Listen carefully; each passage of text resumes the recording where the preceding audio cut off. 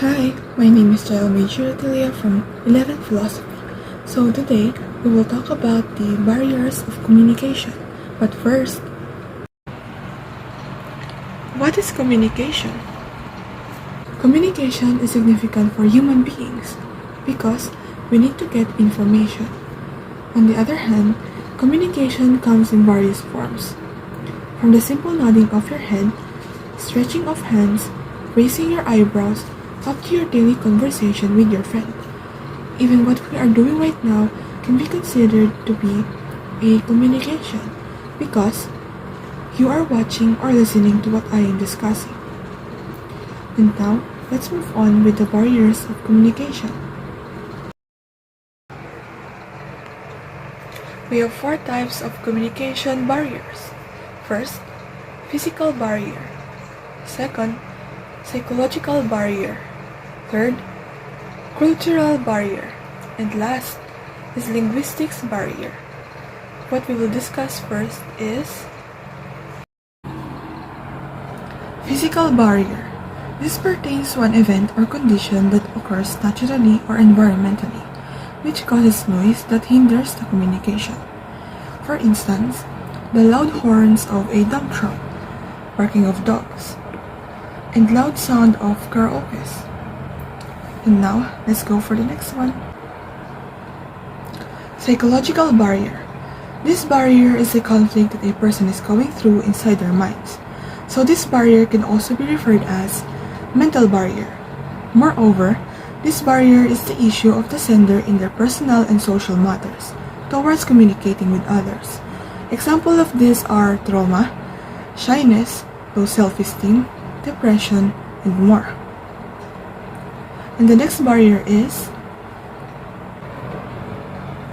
cultural barriers. This refers to the conflict in communication faced by the people regarding their traditions, instinctive values, beliefs, as there is an occurring conflicts with others. In other words, this pertains to how the way they communicate and relate to others are affected by their culture.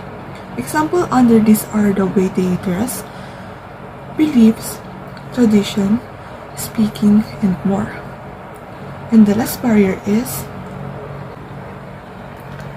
linguistics barrier. This barrier focuses on the language and word meaning. As there are a lot of language and different uses of words all over the world, this could really be a big hindrance in communication. As words carry denotative and connotative meaning, there could be a misunderstanding and confusion. On the other hand, examples under these barriers are jargon, slang, speech defect or language impairments, accent, and dialects. Now I wonder, what can we do to overcome those barriers? Let's start with physical barrier. Since this barrier occurs naturally, we can't really control it. So it's either change the place of your conversation or change the way you will converse. For instance, if there is a noise from a construction site, go to a place where there is silence or is quiet.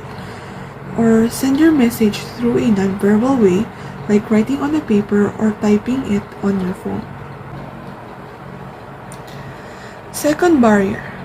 To overcome psychological barrier, if they have the capability to do so, that person can go to a psychiatrist to have a professional to look after them and to also give them concrete advices. If not, they could alter their minds to something more positive for this barrier to overcome. Another thing is they could practice and motivate themselves. Third barrier. For the cultural barrier to subside or be solved, we first should respect and understand their culture and beliefs. We could embrace and learn their culture so that we will be able to know how things in their community works. So it will be much easier for us to understand things when you communicate with them.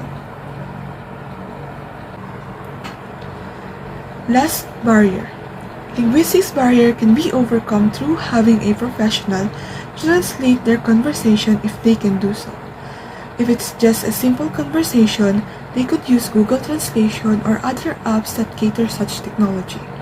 Additionally, if the two ways that have been mentioned cannot be done, you can do some simple sign languages, learn the universal language, and practice speaking on or conversing. And that's all for today's video. Thank you for watching.